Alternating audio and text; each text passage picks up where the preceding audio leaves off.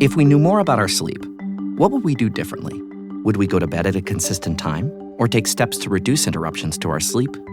With Sleep Score, Apple Watch measures your bedtime consistency, interruptions, and sleep duration. Then, every morning it combines these factors into an easy-to-understand score from 1 to 100. So you'll know how to take the quality of your sleep from okay to very high. Know your sleep score with Apple Watch. iPhone 11 or later required. I'm JJ Virgin, PhD dropout, sorry mom, turned 4-time New York Times bestselling author. I'm a certified nutrition specialist, fitness Hall of Famer, and I speak at health conferences and trainings around the globe. But I'm driven, most of all, by my insatiable curiosity and love of science to keep asking questions, digging for answers, and sharing the information that I uncover with as many people as I can. And that's where you come in. That's why I created the Well Beyond 40 podcast, to synthesize and simplify the science of health into actionable strategies to help you thrive. In each episode, we'll talk about what's working in the world of wellness, from personalized nutrition and healing your metabolism to powerful aging and prescriptive fitness. Join me on the journey to better health so you can love how you look and feel right now and have the energy to play full out at 100. Don't miss an episode. Subscribe now at subscribetojj.com to start unlocking your healthiest, most energetic self. Want to listen to this show ad-free? Head over to subscribetojj.com and start your ad-free experience today. I have been waiting for this guest, for 6 months, 12 months, a while. And what I can tell you, I will promise you, is she is worth the wait. I've got Dr. Kelly Casperson with me today. She is a board-certified urologic surgeon, renowned public speaker, sex educator, and host of the top-ranking podcast, You Are Not Broken.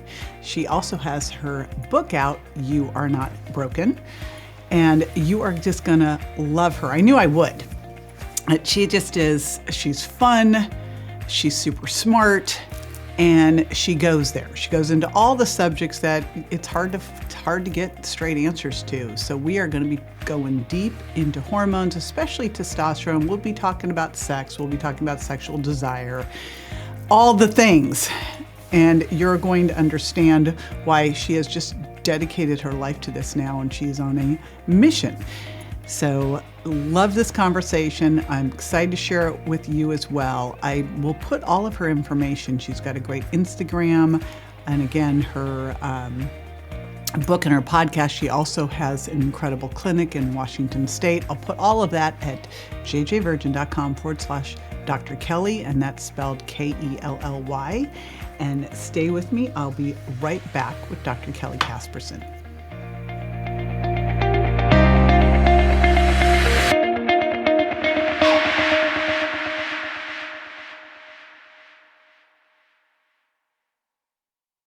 Dr. Kelly Casperson, welcome to Well Beyond 40.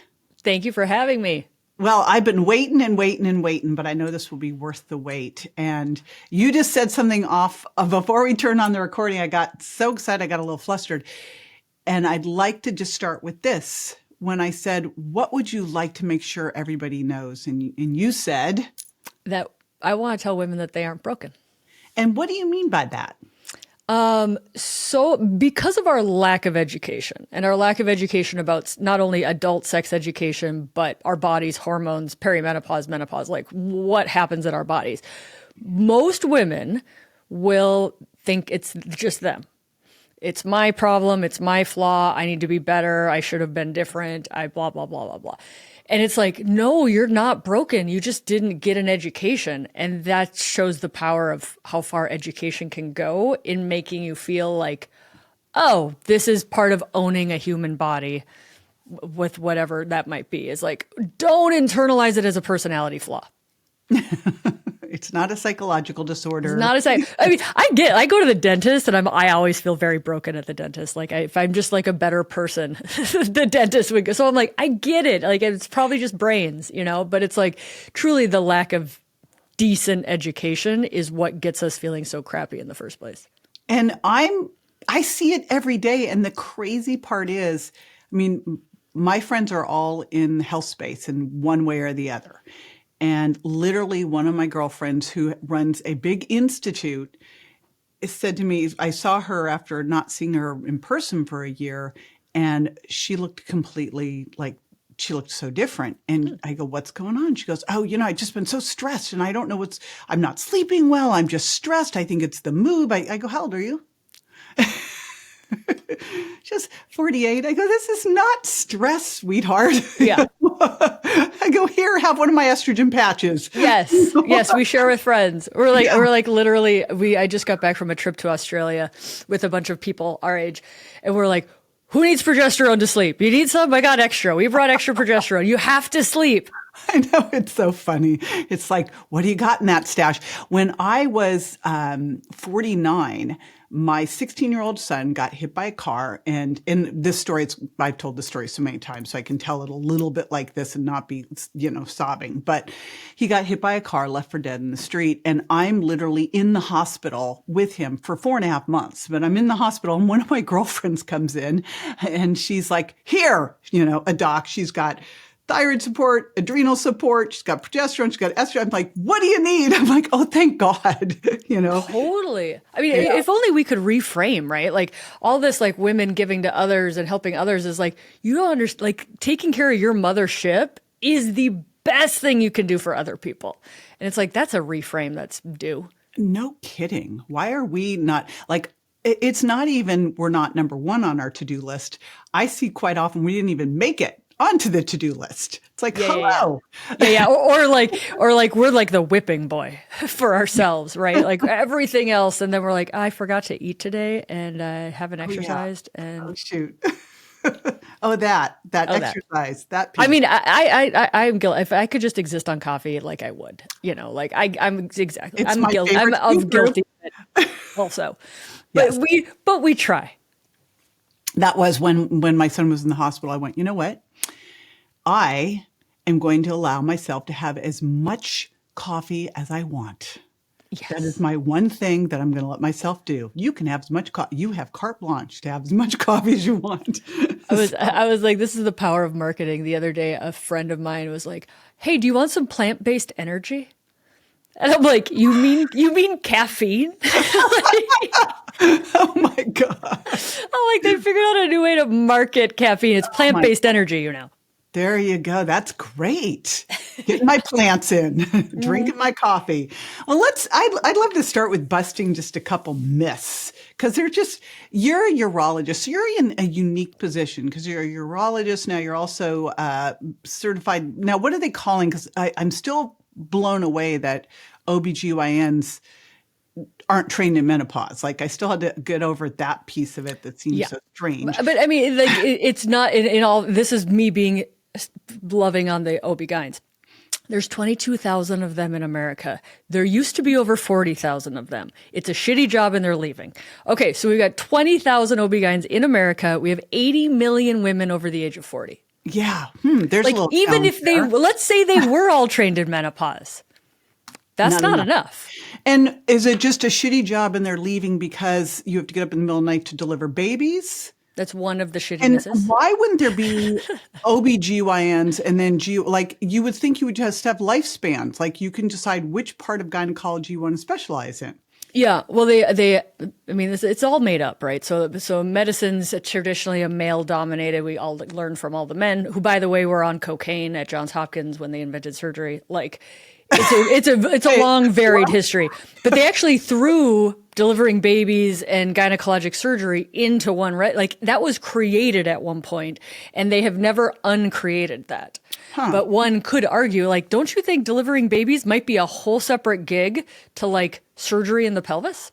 Yeah. Some of the thought leaders in gynecology are like, it probably hampers us because then we have 22,000 people should not be in charge of taking care of half of the population.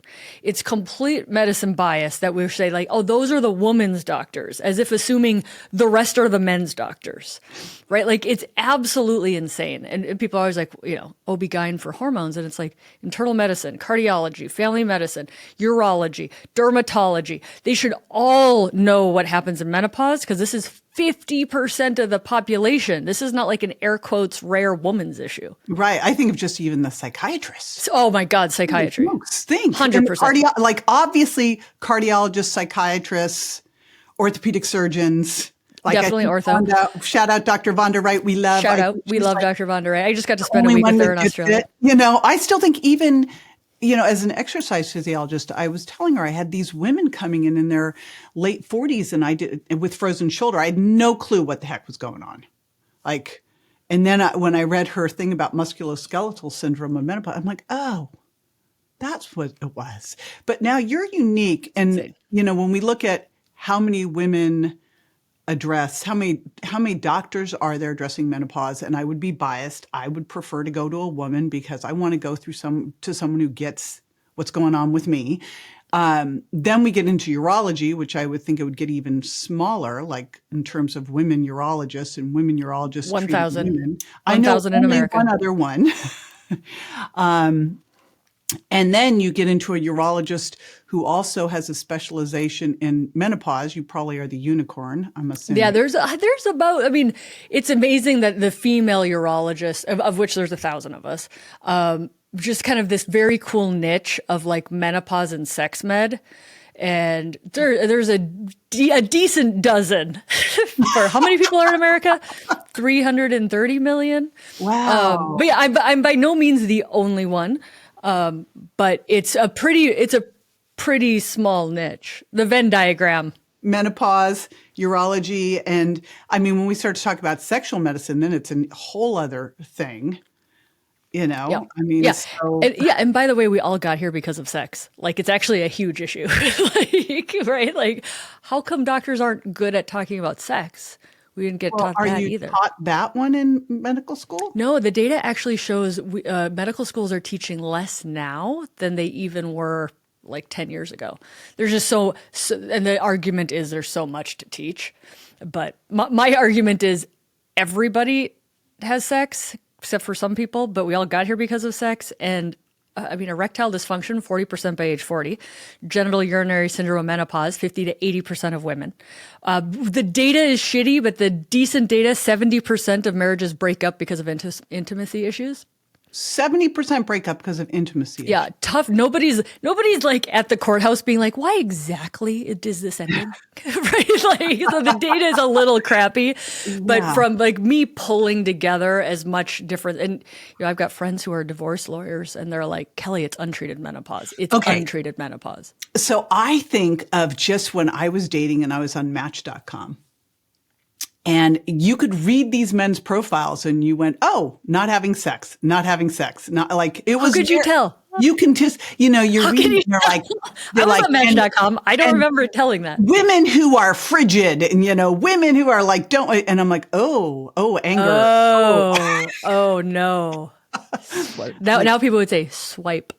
Whatever way you're supposed to swipe. Yeah, I was like reading through going, okay, this man does not want a woman who doesn't want to work, who wants to be taken care of and doesn't want to have sex. Like, it was like boom, boom, boom, boom, boom, boom. You could just read it through all of them. Like, wow, interesting. Very interesting. Okay, well, let's dig into just like some of the myths around sexual health and, why... it's just no one's talking about it. I don't even know if you had an issue, like you went to your primary care doctor. I don't know what they would tell you to do. Good luck. And I come by my words very honestly of like, listen, I was a shitty menopause sex med doctor at one point too, right? Like, I didn't get taught this. This is all like deep curiosity, love, and like a little bit of being pissed that there is data and nobody knows it. So someone I would assume that a lot of the struggles with women and sex start to, well, no, I wouldn't assume this, because then we have women who have just given birth and they're tired. Then you have women who are now small kids and they're working their asses off and they're stressed out. Then It's all of them. It's the 20-year-old whose shitty 19-year-old boyfriend tells them they're not supposed to use lube. And they start having sex just by putting a rock hard penis in a vagina. Like, that's not good sex. Right. So it's like, I think especially like the Gen Xers, we all are very hopeful that like the generations coming up behind us are doing better. But it's like, dude, they were raised on porn. That's not normal. Worse. It's like, where worse. would you learn what a normal sex life is? And I'm looking at more from a health standpoint. Like, I've always heard about how great it is for men's health. I'm sure it must be the same for women's as it is for men. There's less data, but you wouldn't think we're not special, right? Yeah. Like, men who are sexually active, the data is that they do live longer. And probably multivariable, like it's cardiovascular fitness, right? It's a loving relationship. You probably have a better diet because you're eating meals with people, right? So there's probably multi layers to the data that men who are sexually active live longer, but it's not as researched in women. But dude, an orgasm's an orgasm, like.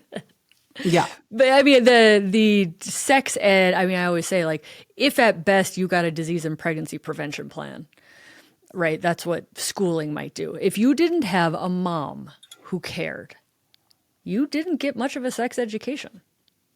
I got a book. Good. I got a book of paper doll things, like, and that was paper doll man putting penis into paper doll woman. Okay. Egg, like, that's what I got. I remember a book. It was The Wonderful Way That Babies Are Made. There may have been a stork. There may have been Jesus. Like, there were many players in the game. I don't quite understand. But I remember the title. Stork, where the stork ever came from. But. Yeah, there's a new book called "It's Not About the Stork." When people are like looking for resources for their young children, it's called "It's Not About the Stork," which is pretty good. Well, what about resources for the the woman who wants to know what's normal? What is a good sex life for them? What is normal for them? Like, where is that information? Yeah. So I would get two recommend. First of all, I would start with my book, because my book is like, I'm assuming this woman got crappy sex ed because that's America 101. So my book is literally like, female body, clitoris is important, responsive desire is pretty darn normal. This is what happens with menopause. So it's really kind of like a health-based sex ed book. And then you have to ask, like, once you figure all that out, what do you do to truly have an exceptional sex life, right? Because I joke, like, we're spending so much time just getting people out of the gutter with the sexual dysfunction that you're like, what do you have to offer the people who are like, it's pretty good. Like, can it be better? Like, where do those people go, right? Dr. Emily Jamea, Jamea, just wrote a book called Anatomy of Desire. If you've ever heard of like the flow state and the research on being in a flow state, so she basically takes that theory and applies it to sex. And to be like, you have to have it be a little bit challenging. You have to actually have meaning to it. You have to be intentional about it. You have to practice it, right? So it's like all the things that create flow state to actually make truly exceptional sex. Once you're in the like, okay, I've got an orgasm happening most of the time. It's not painful. I can communicate with my partner about it. Like the 101 class, once you've got that under your belt. So you mentioned something that I don't think is widely known, and I want to define this term because you talked about responsive desire. Mm-hmm. What does that mean? So people think of sexual desire, and this is going all the way back to Freud. So Freud said this, Hollywood movies say this, that your sexual desire is appetitive, and I love that word, but appetitive means appetite driven. So if you are hungry, you get hungrier. If you're thirsty, you get more thirsty. If you're tired, you get more tired, right? It's like this drive for these body needs. For many people, you don't want sex unless you have it. So Freud said, oh, the sex drive is like that for everybody. No. Especially if you happen to be a female body with a stressful work life, with a long-term relationship where your brain's not saying, this is novel, this is new, what's Friday night going to be like, right? So spontaneous desire is I'm going out seeking it, I just want it sitting on the couch. not most people's lived experiences. And then responsive desire is I'm now in a sexual context, or I'm going to choose to put myself in a sexual context, become sexually aroused. Now I want it. So I want it during, I might want it after. How many people after are like, oh my God, that was so good. I totally forget how good that is. Remind me to do that again because that was so good. That's desiring sex after you had it, right? You're so spot on, though. I'm thinking of, one of my friends who literally hasn't had sex for, last I checked, 5 years. So it's even longer now. And I think it's like she could care less now. Yeah, that's normal. And so people feel they're broken, but I'm like, that's normal. Especially if you're post-menopause and you have like no hormones telling you to like, hey, you have an egg that you just released. Would you like to fertilize this? Right? You don't have that happening.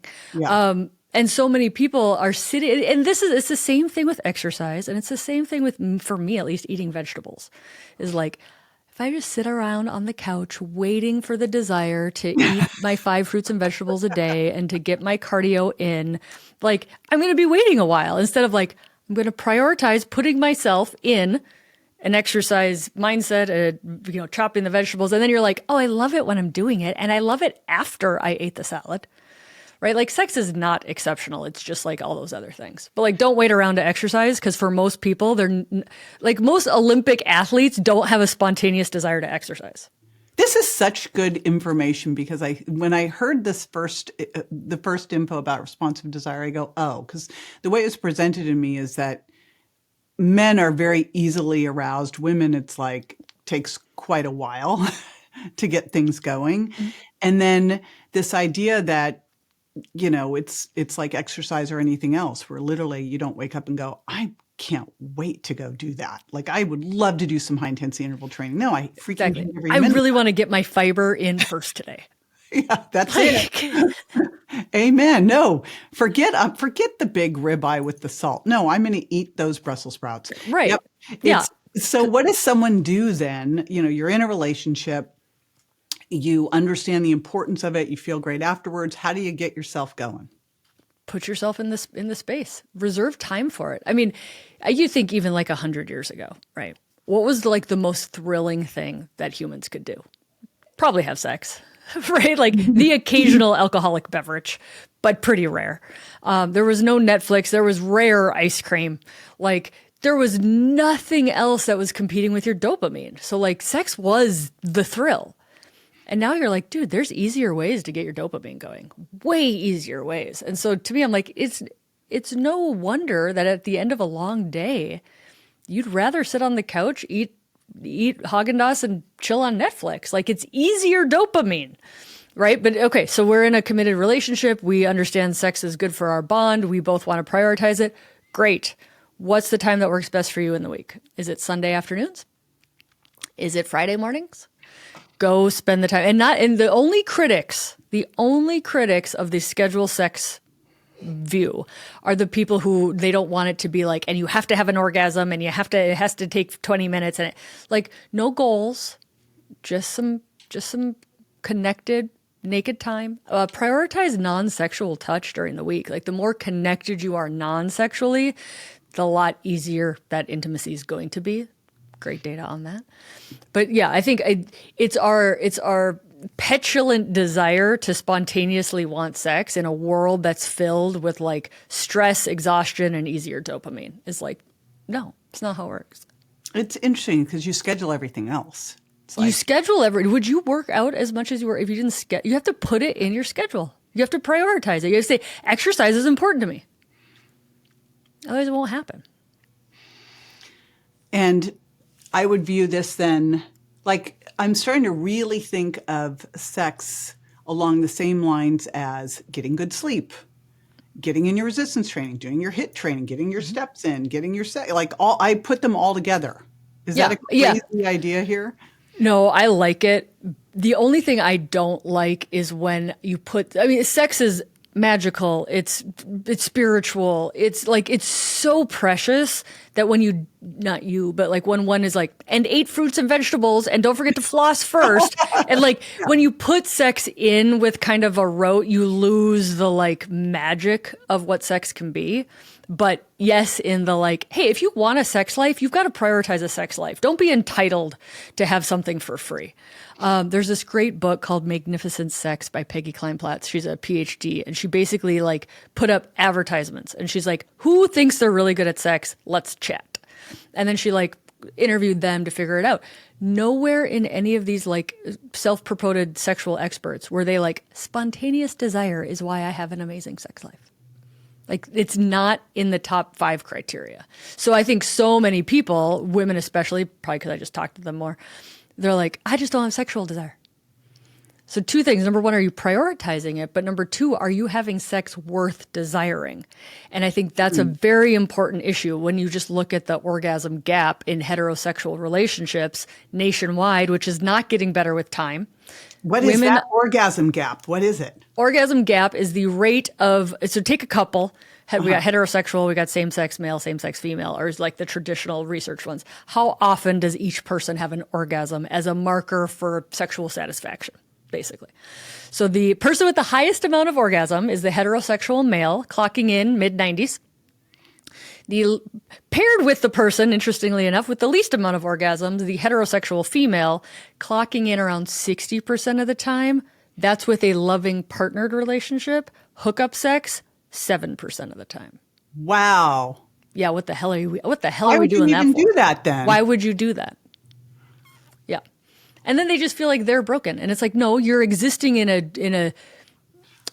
a consign where like one person's orgasm is way more prioritized. So in me learning about desire types, and talking to desire experts, I'm like, okay, but you're assuming women are having sex worth desiring. And they're like, yes, we are assuming that. And I'm like, you can't assume that. Like, the data does not support women are having sex worth desiring. Like, I can't make you like melted ice cream. I can't make you like mushy broccoli. Like, if it doesn't give you an inherent reward, that's not how dopamine works. Interesting. So let's put this together now with, shifting hormones, which I would just imagine compounds the issue. Mm-hmm. So you talk a lot about testosterone. I'd love to dig into that, how you got into the whole testosterone thing, what you see for women with testosterone, because I still am blown away by the fact that we don't get testosterone covered by insurance. It's our most abundant sex hormone. And yet, it's just crazy. The world's crazy, my friend. The world doesn't make sense. But we can work with that, right? And we're working to change things. So, yeah, I mean, thank you for bringing that up. We got to talk about the facts first, because otherwise I'm like this crazy person telling women to go on testosterone. And they're like, why does she want us all to turn into men? If they don't have the knowledge that ovaries make testosterone, so do our adrenal glands, so does our brain, right? We do peripheral conversion of testosterone. We have about 4 times the amount of testosterone than estrogen when we're in our cycling periods of life. That means, because then people will be like, well, all your testosterone just converts to estrogen. No, it doesn't. Only about 25% of it does. We have testosterone receptors everywhere. And absence of evidence does not mean evidence of absence as far as research goes. People are like, we don't have enough evidence. I'm like, yeah, because we prioritize male research. We don't even know this is in our bodies. There's no funding for a generic hormone that can't be patented. So no, nobody's doing research on this. We have and this drives me a little bit nuts. And I understand the need for double-blind, placebo-controlled, randomized trials. I understand it, but I also know that we have mechanisms of action and physiology. Thank you. Most people. And here's the other, just to put the nail in the coffin of any woman who's waiting around for 20 more years of testosterone research. Yeah, fun. You'll be dead. We do high blood pressure medication research on men and then give women the high blood pressure medications. We do high cholesterol studies on men and then give women the cholesterol meds. We do depression studies on men and then give women the depression meds. You know how much research we have on testosterone in men? A crap ton. So you're telling me that's the thing that's physiologic in our body? That's the only thing we're not going to extrapolate to women? It makes no sense. Yeah, it doesn't make any sense. I mean, the data on the testosterone is a brain neurohormone. The fact that we've labeled them sex hormones hurts us because sex is extra, sex is not necessary, all the dismissive things that come with labeling them sex hormones. They're called sex hormones because they were initially discovered in testicles and ovaries, right? But it doesn't describe all their functions. Like, they protect your myelin. Women have less neurologic diseases when they take estrogen postmenopause. Like, these are brain and neuroprotective hormones. So calling them and dismissing them as sex hormones is sad. So what would you call them? Neurohormones. Neurohormone. That's fantastic. Yeah. Because in the data on low testosterone for depression and dementia in men is legitimate and scary. Like, if like you have a man with low testosterone and you don't treat him, his risk of like bone health, mental health, dementia, diabetes, like, it's legitimate. And so to say, well, but why are we choosing this whole natural shit we throw on women is insane, because we can't handle the fact that we never used to live this long. Like, living to 84 is not natural as a population, right? And nobody ever tells a man like, oh, I'm sorry you have low testosterone and erectile dysfunction. It's natural. Have you tried some meditation retreats? Like, we don't hold men and women to the same standards as far as judging what they're supposed to do with their body. And to me, this is a gender equality issue. Yeah, that sounds like it. I mean, the first thing you think of, like, my husband had low testosterone. It actually came out. He'd had low testosterone. We went and did DEXA scans when I was prepping for my 60th birthday blast, and discovered that thankfully the DEXA discovered it. I didn't have to tell him that he was a skinny fat, totally normal weight obesity for 25% body fat for an athletic male. Mm-hmm. And I did my side of the equation with him of protein, kicked his strength training into gear, creatine, and then he added in the side with testosterone and a couple peptides and dropped to 10%. Literally in 8 months, put on 24 pounds of muscle, dropped 27 pounds of fat, which never would have happened. I mean, I look at that and I go, yeah, I'm good. I'm not that good. That was testosterone. Like, I might have gotten, 10 pounds, never that much. Like, are you kidding? It's not going to happen. But what a dramatic difference in every aspect of his life. Does he feel better? Oh, yeah. Yeah. I mean, remarkably, like, he looks better now than he's ever looked in his life. But he also had like a dad who died of heart disease. I was watching all these things going, we got to go do something about this. I was fortunate early on, like as I was starting into perimenopause, my Dr. Alan Christensen, actually put me, testosterone was one of the first things he did with me. That's rare and amazing. Yeah. I mean, the data, shout out for sure. I mean, the data in perimenopause, we're behind on treating menopause. Like, that's a whole podcast. But the perimenopause, I mean, our biggest rate of bone loss is the 2 years before your period ends. This is such an important statement. How the hell do you know when your period's going to end? Right? Like, you don't. know these things are going wonky. Yeah. Like, so I was lucky, Kelly, because I was teaching this course called Overcoming Weight Loss Resistance to doctors. And one of the places that I said you would get weight loss resistance is when you started to get into peri, when you saw any disruption. First, I had a thyroid one, and then it was like anything disrupting testosterone, estrogen, progesterone. So when I had little symptoms, I was like, uh-oh. And so, and I had great buddies who were in the business who were way ahead of their time, because this was 15 years ago. That's way I'm ahead of the time, and that was way ahead of the time. I might have been 3 months when it first started before I went on hormones. I've always been on. So I think the future is starting hormones in peri. Why are we waiting for women to suffer? Yeah. Why are we waiting for you to have disease? It's right? Like, why wouldn't we start treating in perimenopause? And wouldn't you see it right away in their fasting insulin and their, HSCRP? And then if you were doing a DEXA, I don't know, maybe not at 65, but do a baseline one and then start to do it, Yeah. I mean, that's a whole bizarre. DEXA at 65 is nuts. I was just in Australia. DEXA is starting at age 70 in Australia. 70. What are you going to do at that point? What's the point? That egg is just see fried. how strong your bones are before you go in the grave? Like, what's the point? So, wow. Yeah, that's very and it's bad. not even expensive. No, they're cheap. You can get a cash DEXA usually around $100 in Fortunately, America right now. people are now doing them for body comp. But I mean, think if you had a baseline, like I got a baseline in my 30s, but think if you even did one in your teens, then your 20s, then your 30s, so you could catch it. And then in your 40s, and the minute you started to see any kind of hormonal stuff, you would start to treat. Yeah. The fact that we're not treating women's bones.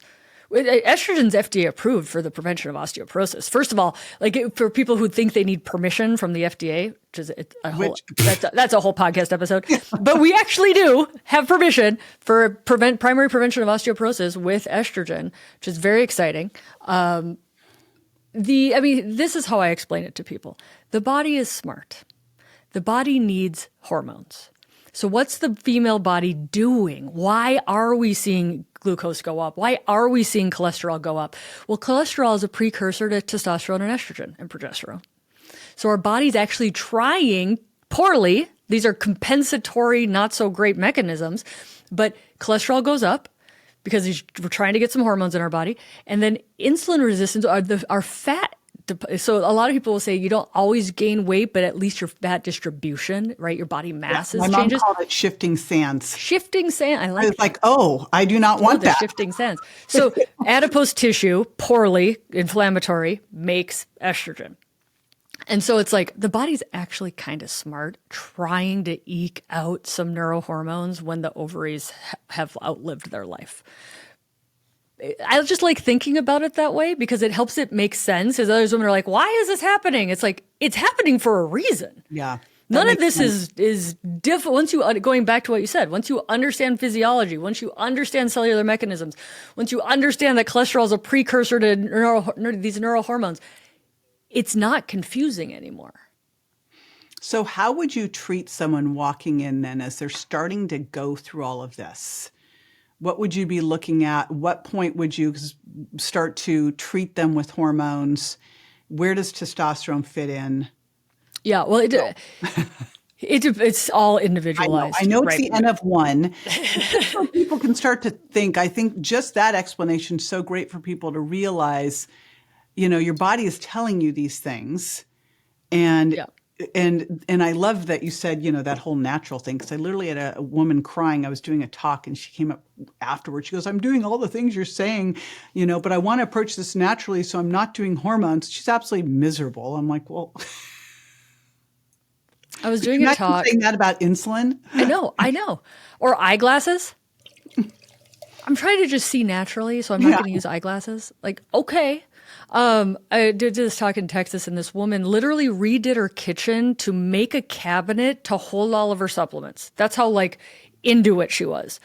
Her and her partner hadn't had sex in years because it was so damn painful from her genital urinary syndrome and menopause, untreated low estrogen. And I was like, a $14 tube of vaginal estrogen can fix this for you. And you remodeled your kitchen for all of your expensive supplements that aren't helping. And I'm like, just use the vaginal estrogen. Then the source. Yeah. And then you're like, vaginal estrogen is over the counter in multiple countries. And they're like, oh, somehow that makes it more safe to use or something. But yeah, the myth of natural, it's called the naturalistic fallacy, right? This is a well-developed theory of just because something's natural, it's therefore inherently better. Wow. That's made up. Naturalistic fallacy is a common brain thought error. And why is it that progesterone, this has never made sense to me, why do we have progesterone over the counter? And I guess in some places, I actually have been ordering estradiol cream that I've been using on my... Yeah, the problem is just not knowing, because in America, supplements are unregulated, that a lot of the progesterone creams on Amazon don't actually have two problems. Might not actually have progesterone in them, and then might not have the dose if you need to protect the uterus that's actually medically required. So that's the buyer beware on over-the-counter. But yeah, it's all made up. For instance, DHEA is over-the-counter in America. It's a prescription in Canada. Mexico's over-the-counter, or in Mexico, testosterone's over-the-counter. You can get it at the airport. Wow. Viagra and Cialis are over-the-counter in the UK. Vaginal estrogen's over-the-counter in the UK. It's all made up. Estrogen used to be in face creams in America in the 1950s before they decided that it needed to be a prescription. So, it's all made up, my friend. That's great. Okay, let's go back over to testosterone. So testosterone for women. Yes. How, like, what should they be looking at if they're looking at labs with their doctor? You know how with things like TSH and free T3 and all these, the norms, what we see as the levels out there are pathetic. Is it the same when you start to look at testosterone for women? I would Yes. Yes. Okay. Yes. So in America, we have two major lab companies. We have LabCorp and Quest. And there are many other labs. So remember, each laboratory has different reference ranges that they use to say normal. And I can often explain this better when I talk about men's testosterone. So men's testosterone, just for conversation, normal is 300 to about 900 or 1,000. Massive range. Because they just studied a whole bunch of men and they said this is the 95% of people will fall within this distribution. Now, show me a 52-year-old man with a testosterone of 302 who feels normal. That was my Tim. Yeah. So even in men, because people are like, why are women so weird? It's like, no, it's the same in men with testosterone, right? So just because you are within the normal distribution, now the problem is when your insurance won't cover your testosterone, this is still men, because you're 320, but you've got all the signs and symptoms of low testosterone, right? But then we have age-adjusted testosterone for the experts in men. So same thing with women, huge range. For, I think, Quest, it goes down to like 7 to 42 is considered normal. And again, these are American values. For the UK, for Australia, you've got to convert the numbers that I'm saying. Most of the data for low libido shows improvement in higher physiologic numbers. So I like to say high double digits, low triple digits for where a woman's usually like, oh my gosh, I feel so much better. So what would that look like in terms of like 70 to 100? Something like that? But again, it's individualized. You know, and I never on Instagram, because people are like, what's I know. They're like, nope, nope. Yeah. What's a good number? Because then you're chasing a number. Yeah. And a good clinician knows it's about how do you feel? What are your side effects? Like a woman might have side effects at a testosterone of 95 and another one has a testosterone of 150 with no side effects. Right. So it's really individualized medicine, but you can, argue, you can bring in the international guidelines on low sexual desire and testosterone. You can bring that to your doctor. You can say that most papers show an improvement in high physiologic for women. Because medicine is so awful at treating hormones in women are suffering. So they do go to the places that make money off of pellets. So they don't offer you the like normal physiologic treatment first. You get very high levels, which is low male levels. Some women talk love about it. Those pellets, because the pellet thing to me drives me nuts, because you've got a pellet. How do you adjust the dose once you have a pellet in? You don't. Right. You just wait for it to wear off. So it's the most invasive and it's the most expensive. And if you're lucky and blessed, you're going to live 40 years past menopause, right? Like, so to me, I'm like, you should never remortgage your house to pay for your hormones. And it tends to be the highest dose. And people who they call them pellet pushers, but the people who sell pellets don't tend to offer any other options. And so to me, I'm like, that's a one-trick pony, not a comprehensive menopause specialist. Are there certain forms that you find are the easiest or most reliable, or is it different for everyone? What I tend to do, again, because it's easy and most reliable, is I have a good relationship with my local compounding pharmacy, and I compound a 5 milligram cream. One pump is 5 milligrams, because then it's idiot proof. It's one pump of cream. The only country with a current government approved testosterone product for women is Australia, and that's a pump of cream. That's how they do it. You can basically microdose the male gel in this country. The biggest problem with that is, number one, insurance coverage. It's dirt cheap. You don't need insurance coverage, but it's dirt cheap. But then the pharmacists are actually kind of jerks to women. Do you know what you're doing? Are you trying to transition? Like, lots of invasive questions when my women went to the pharmacy. And so I'm like, I don't want to deal with you guys. Wow. A woman shouldn't have to defend her healthcare. So I tend to compound. Or you can, if you want the male dose to microdose, have it delivered from Amazon. Then you're not going to have to deal with a because pharmacists didn't get trained. The dosage on it, doesn't it, of the microdosing? So why would they even? I'm assuming. Wow. That's a good question. So in America, because testosterone is a Schedule II medication, Schedule III in New York, Schedule II medicine, so same level of ketamine and Tylenol with codeine, because it's restricted because of Congress from the 1991 Anti-Doping Act, because of the Olympic doping scandals, having nothing to do with the risks of healthy physiologic testosterone. Testosterone got labeled that. So because of that, you can only do a 3-month supply at once. So if you microdose and actually put that dosing on the box, that's greater than 3 months. Oh, got it. So a pharmacist can say, I won't dispense this because I'll be breaking the law. And they'll also say, I don't want to break the box because they lose money. Right. So it's tricky, JJ. Wow. And what should someone feel? Because one of my favorite books I ever read was Uzi Reese's book, where he went through like all the different hormones and how you would feel, at the right amount, how you would feel deficient, how you would feel, if you had too much. With a woman going on testosterone, how would they know that they're kind of where they need to be? The most common sign is, I feel like myself again.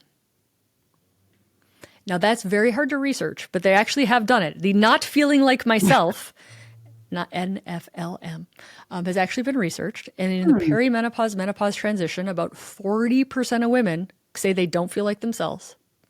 And it's legitimate, but you're never going to get anything FDA approved for not feeling like yourself. Percent? I would think it's much higher than that. Well, that's like one study and one questionnaire. Okay. I was like, who feels like themselves going through perimenopause unless they have I would say, I always joke, and I'm like, the most legitimate reason for testosterone in females in America currently is hypoactive low sexual desire disorder or low libido. Right.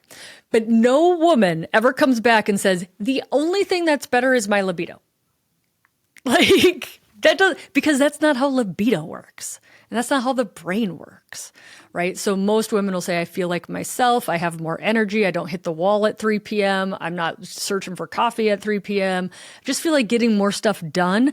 I'm finally making gains at the gym that I've been working my ass off and not making any gains. I'm more curious about the world. The world's in Technicolor and not black and white anymore. My husband says I'm asking more questions. It's all of these non-scientific, non-medical terms for her being like, life is better. I just know it's better. As opposed to them being on estrogen and cycling progesterone. Let's say someone gets on hormone replacement therapy. I know I'm asking you the collective rather than the N of one, but just kind of your idea here. Bear with me. Okay, bear with me with this.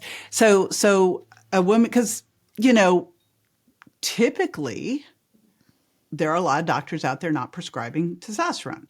They're prescribing estrogen and, either steady state or cycling progesterone. And would a woman be able to feel like themselves enough with those two? Or is it going to be the testosterone is when you talked about, I feel like myself again? Was it the combination of the three? Is it the testosterone?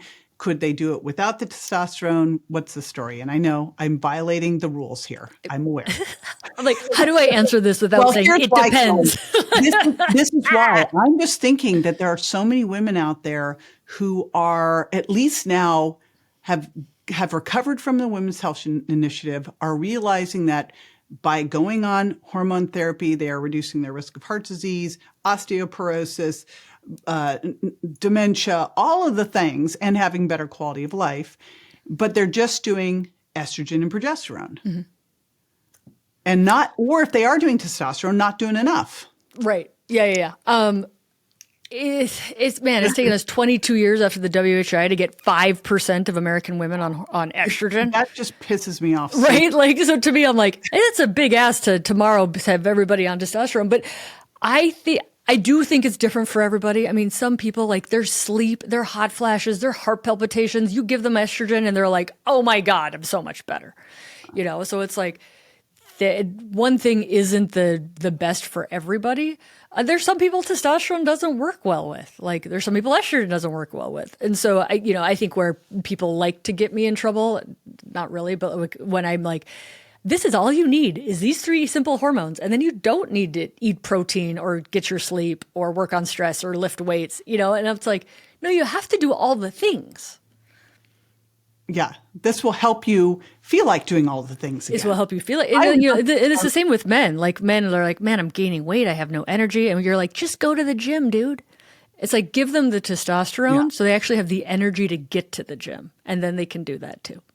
Yeah. Like watching my husband now take his testosterone from 300 to 900. And all of a sudden he's way more motivated at the gym and can recover.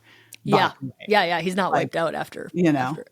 So testosterone, the biggest thing you'd be looking for as you're dosing it is really libido-ish stuff and feeling kind of back in your body. Yeah. I mean, I ask women, and the other, I think, important thing about hormones and your doctor is like, this is your choice. It irritates me to no end when people are like, my doctor said I need to blah, blah, blah. It's like, what do you want? Right? Like, this is your choice. This is a 40-year career post-menopause. You're choosing hormones. Why do you want to be doing it? It's not anybody else's fault that you're on hormones, right? Like, you're choosing it. And so I really care about the empowered woman that way. She wants to try testosterone. She's going to tell me if it's helping her or not. Like, none of this, at the end of the day, I'm like, I don't care if you take hormones or not. But I was having this brunch with a friend, and she's like, so what do you want? And I'm like, I want women to be educated, to be knowledgeable about their bodies, and to advocate for what they want. At the end of the day, I don't care if you use vaginal estrogen, but life's better with vaginal estrogen, right? Like, just have the knowledge. So I want to go over to vaginal estrogen one moment more with testosterone. Because my guess out there is that women who are using it aren't using a high enough dose. So. Likely. Yeah. Well, I mean, but then you have the pellet pushers where they're using way too high of a dose. So I think it's both. There are women like, oh my God, my hair fell out and my voice changed and I got acne. And it's like, possibly too high of a dose. And then the other thing I see a lot is because so many doctors don't know that like the reference ranges aren't optimal.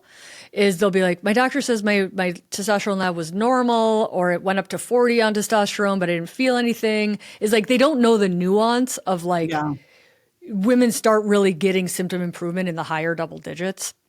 And I tell my women, I'm like, listen, your lab value says high on testosterone now. You need to know that, because if you have somebody come look at that and tell you that your testosterone's high and freak out about it, like, you need to be educated enough to be like, I'm aware, it's where I feel best. I'm choosing to be on the testosterone. Like, give them the empowerment so somebody doesn't sweep in and review your labs a year from now and be like, oh my God, why women are happy on testosterone, their labs say high. I think this is really, I mean, we've talked a lot on this show about lab values in general, and that we are not normalizing to the normals because, you will be then in the average, and that is not where we want to be. And I think the other thing with labs is people read labs like they're infallible. Like, there can be false positives, there can be false negatives. And especially with hormones, like, did you dose your testosterone cream 2 hours before you got your labs done, or 8 hours before you got your labs done? Like, you're going to have different lab values. We're not, like, bodies aren't steady state ever. And so to pick one lab, and that's why labs are so crappy in perimenopause. People are like, that's what Tuesday at 8 a.m. was, right? But that's not how Thursday at 2 p.m. was, and it doesn't represent how you're feeling overall. And at the end of the day, it's like, how do you feel? What are your goals? Can hormones help get you there? Yes, we can do it safely. We should be able to do it cheaply, because this is a 40-year lifespan. Yeah, makes a ton of sense. All right, let's talk vaginal estrogen. Skincare for down there. I just gave a talk at the Sydney Opera House, and it's basically like normalizing, like, I looked this up, face skincare, $96 billion industry. And then people are like, I don't want to put anything on my vagina because it's not natural. And I'm like, $96 billion up here, my friends. Yeah, and what all are you putting up there? There's a whole lot of stuff that's not natural. Yeah, most of it's like doesn't do anything. You like the packaging. But like, vaginal estrogen is like just putting back the hormones that were always there, keeping things functioning well. And again, it goes back to miseducation of like, if all you think menopause is a hot flash and no periods, and now menopause is done because the hot flashes are done, of like, you don't understand that every single tissue in your body functions, mitochondria function because of hormones all over your body. And your bladder gets affected, your clitoris, your labia. It's crazy to me that women spend money cutting off their labia and then post-menopause freak out because their labia goes away because there's no hormones. And I'm like, you want it, you don't want it either way. Okay, so over to topical. JD's like, whoa, Kelly. I was like, wait, cutting off their labia Oh, well, the cosmetic, like the cosmetic people who are preying on women's lack of knowledge of what normal body anatomy is. Well, how would we driving me nuts? Like, it's not like we go out and look at them. You can't. I mean, it's not. They're considered vulgar. So you don't know what it really is supposed to look like. You just know what yours looks like. And Barbies. That's normal. And Barbie. She doesn't have any genitalia. Yeah. Yeah. She also had a waist that I figure if I got rid of a couple ribs on each side, it could potentially, I don't even come close if I didn't eat anything ever again. I've got one of those bodies where you can literally put your pants on and pull them all the way down and never have to unbutton them. So I was like, okay, so that waist curve is not mine. All right, so back over to vaginal estrogen. Go back to vaginal estrogen. It's over the counter in multiple countries. I don't think we're going to get that here in America. Is that estradiol that's over the counter? Vaginal estradiol. So it's all about dosing, right? So people are very confused about dosing. So vaginal estrogen is low dose estradiol. There's also a Premarin, but most commonly estradiol, which is your body's natural estrogen. And it's dosed low enough that it's not going to put you above menopausal blood values if you were to check your blood. It's like literally skincare. And it helps everything that it comes in contact with. So vagina and bladder share a wall, which is why it helps the bladder, helps with getting up at night to pee, decreases urinary tract infections by 50 to 60%. Nothing works better. Huge, because this is such a thing. Huge. Yeah. If you start getting urinary tract infections recurrent and you're 46, that might be a nice hint that you're in perimenopause, right? Like and to explain it to people, you need estrogen to help support the lactobacillus, which is your natural microbiome of the vagina. Lactobacillus makes an acidic vagina. The acidic vagina is what prevents the poop bugs from traveling up to the bladder area. Your estrogen goes away. Your lactobacillus die off. The acidity of your vagina changes. Now you're more prone to recurrent UTIs. Like, going back to what you said, it all makes sense once you understand physiology.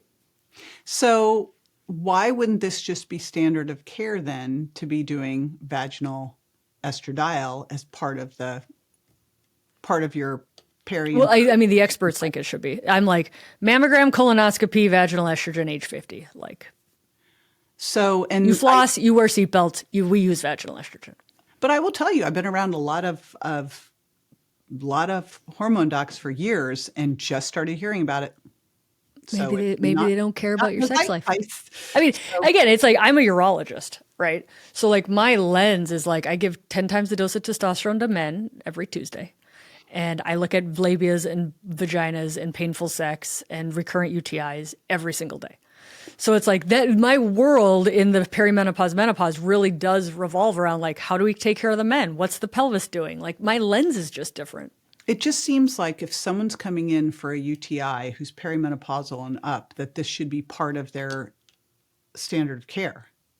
100%. The American Urologic Association gives it a category B rating, which is pretty good evidence for prevention of UTI. And they're coming out with new guidelines. I haven't seen them yet. My hope is that they're going to be even stronger. But emergency department doctors who know this, when a woman comes in with UTIs, they'll send them out with vaginal estrogen prescription. A friend did a study looking at Medicare. So if Medicare just mailed everybody 65 and older with a vagina, vaginal estrogen, and they used it, it would save Medicare billions of dollars a year just in decreased urinary tract infection costs. Holy smokes. Well, I will tell you, full disclosure, like I've had a couple UTIs over the years, and no one has ever recommended this. The only reason I knew about it was I heard you on a podcast talking about it. And I'm like, what the hell? Why have I never heard about Right? this? I know.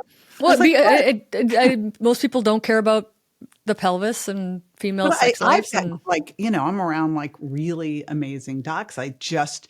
This has to get out there. Like Yeah, this it's has to get out there. I So mean, the everybody the lack of curiosity about why UTIs go up in midlife, right? Like, could it be because it's of got to be estrogen went down, whatever, yeah. or testosterone or whatever. So something dropped and your hormones dropped. So it makes complete sense. I was using it on my face. So I was like, oh, Yeah. okay. Totally. All right. Yeah, so a lot of people will use their vaginal estrogen product on their face. I think it's a little thick. It might be nice for like crow's feet spot treatment. I compound estriol, which is another low potency just for skincare. And I didn't tell anybody that I was using it. And then I kid you not, like 2 to 3 months after I started using it, people are like, "Oh my God, your skin. Oh my God, your skin's so amazing." And I was like, "Are you kidding me?" You use estriol on your face. I use estriol on my face. It's just a lower potency. The risk of systemic absorption super low. Like, it's just a very safe way of being like, estrogen's getting, and again, to explain to people, estrogen's incredibly important for collagen. Collagen's where our moisture and our kind of like the softness, like the resilience of the skin comes from. And in America, before estrogen became a prescription, over-the-counter face creams in the 50s had estrogen in it. Wow. It's not a mystery that estrogen helps skin. So, yeah, I had a girlfriend years ago. This was probably 20 years ago. She was way ahead of her time, who was like working with a compounding pharmacist and she was my age. So she was in her 40s doing estrogen creams back then for her face with a compounding pharmacist. I wish I'd listened to her. She was ahead of her time. She was an Eastern European gal, like very into longevity stuff. And I'm like, I love it. Listen to everything she said. I went to my dermatologist. She's like, "What are you doing?" And I'm like, "Estriol, tretinoin, and sunscreen." And she's like, "That's literally just what you need to do. Like, you don't have to do many other things. Like, those things all actually work." All right, you heard it. There's the trifecta. There you go, from the urologist. Skincare Rex. Hey, if it works for me, like. Well, you have a great podcast and a great book, and they're easy to find because they're all the same name. You Are Not Broken. So I'm going to put those in the show notes. One last word, because we really didn't touch on it. I guess we should touch a little bit on progesterone. Mm-hmm. My least favorite hormone. Most people love progesterone. I'm the person who gets pregnant and gains like 12 pounds in a week and cries and breaks out cystic acne. And like progesterone is just so awful for me. Mm-hmm. But we do need it. So can we just address that one real quick so we don't have someone saying, "I'm just going to use estrogen"? Yeah. So I actually just did an Instagram on this to clear it up. So if you have a uterus and you take systemic estrogen, meaning it goes in your body and in your bloodstream, not vaginal, not face stuff, like systemic estrogen, you must take the dual of both estrogen and progesterone because the uterus needs both to stay healthy.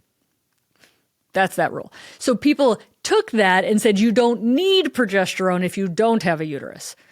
Well, progesterone, especially the oral form of micronized progesterone, it converts in the liver to GABA, the neurotransmitters in the brain. It's great for sleep. It's great for anxiety. It's great for it's kind of like the calming, mellowing hormone.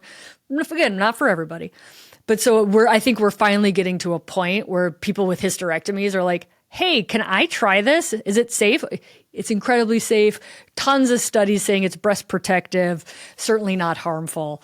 I think we are likely under treating. And what's currently available in America, which is an oral micronized progesterone, it's short acting. It's a big dose that's then gone. I would love a longer acting one that didn't just hit people with a huge progesterone dose. Again, it's not going to happen because these are cheap medications. You can't make a lot of money off of them. But I do. Compounding pharmacists do a slow release progesterone? Yes, you can get a compounded slow release progesterone. Huh. And that's what people who, they say they're progesterone intolerant, but you're like, is it possible your body doesn't like this big dump and then have it be gone? Some people want the progesterone effects all day long, right? Or to not take it right before bed. So we don't have an FDA approved formula. I'm not holding my breath for one. But when people say, they don't tolerate it, I always wonder, like, is it the formula? What's happening?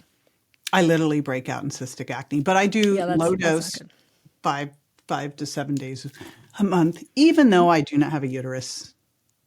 So I still do. Yeah. Especially if I'm like having trouble sleeping, I'm like, boom. So Yeah. it is great for that. I mean, like your people probably know this, but like sleep is everything. We can always go on a sleep rant because I feel like everybody can always continue to hear this one. Yes. Like, okay, mom. I'm like the total sleep freak. Like I will not steal from my sleep. I've got the Whoop on now, and so now I'm like a little bit sleep. I'm like, what happened to my REM sleep last night? Was it the late night ice cream? I don't know. Let's put it together. Yeah. I know for a while I was doing Aura plus Apple and picking the best one. And I go, I really can't, I'm going to have to just pick one and go with it there. But it's fun. We've been it's playing around with it. Mm-hmm. The one thing I know for sure is alcohol does nothing good on that front. Alcohol is not our friends. No, not our friends. I know. I was when we both were on that How to Menopause big book launch party, and it was like, we had to break up with wine. Most people have had a good run. Yeah, we had a good run. I grew up outside of Napa, so we literally used to go wine tasting in our teens. We'd skip school because they didn't card. Imagine that. Like, you're in your senior year of high school. You could go to Opus One and they would give you wine and not card for free. That is wild. It was fabulous. Those were the days. Yeah, I tell people like, hey, most of us have had a full career with alcohol. Like, we can be done with it now. We can just decide. It actually was good because I did it when, like, I didn't really, I didn't need to sleep as much, I guess. Right, yeah. You're like, thank God I gave up that habit before it got worse. God. Well, it's been amazing. I knew it would be. And again, I'm going to put everything, I'll put your podcast, Instagram, book. I'll link all of that at jjvirgin.com/Dr. Kelly. Just for anybody listening right now, Instagram handle is Dr. Kelly Casperson. It's Kelly Casperson, MD. Aha. And what and about the website's kellycaspersonmd.com. New books coming out in September called The Menopause Moment. It's going to be a very pro-hormone book because I just feel like the world needs a pro-hormone book. I am absolutely as pro-hormone as it gets. But I feel so blessed that You are. I'm a unicorn with this whole thing. And you are. To be celebrated. Oh, thank God. But I feel really sad for the forgotten crew that are about 10 years older than me. The boomers are pissed. And they should be. The boomers who have knowledge, like most people don't know. But when we are going to start looking at health disparities over women, we have this data. We have data on women. This was published last year, I believe. Women who are 65, who've stayed on their hormones versus those who've never been on hormones, less of most chronic diseases. Yeah, I'm like, I have nothing except all the dumb stuff I did in my 20s to my joints. Broke a foot, blew out a knee, like the dumb stuff I did. That's just living. Other than that, I credit it to having. But you're protecting those joints. Oh yeah, with the hormones. Yeah, and working out and eating right and sleeping well and sauning and all the stuff. And remembering to prioritize sex. Oh yeah. And my husband will love you. Works. When people are like, why do you do it? Why do you keep showing up? Blah, blah, blah, blah, blah. And I'm like, listen, I save marriages, which means I'm saving women's wealth. It's a big deal. And I'll keep showing up. Well, you're saving families, when you do that. The ripple effect of all of this is so big. Yeah. So it's massive. And I didn't realize that sex was, you always hear it's sex, sex, kids, and money. Yeah. But it looks like you can overcome looking from the data, again, it's hard data because nobody's like, why did this end ultimately? Was it the soft dick or the dry vagina? We don't have great data going into it, but from what we can tell, lack of intimacy. And Yeah. you stop having sex, then you stop hugging, then you stop holding hands, then you stop having dinner, then you stop going to bed at the same time. Like it's just, I want to be careful. I'm not here to say everybody has to have sex. Like I just want you to be educated about it. And if it's important to you to understand, you have to prioritize it. Like that's all I want. Yeah. That's it. Thank you. Thanks for having me. Appreciate it. We'll have you back with the book too. Sounds good. Awesome. Thank you. You're welcome.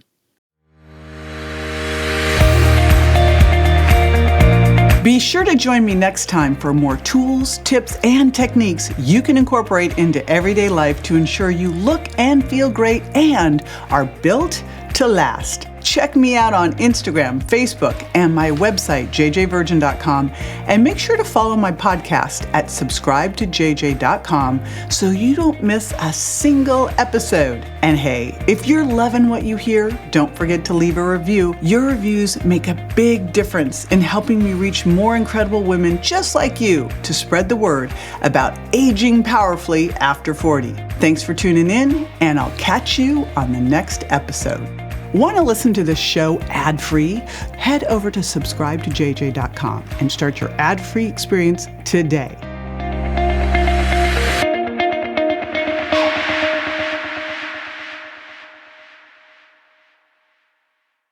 Hey, JJ here, and just a reminder that the Well Beyond 40 podcast offers health, wellness, fitness, and nutritional information that's designed for educational and entertainment purposes only. You should not rely on this information as a substitute for, nor does it replace professional medical advice, diagnosis, or treatment.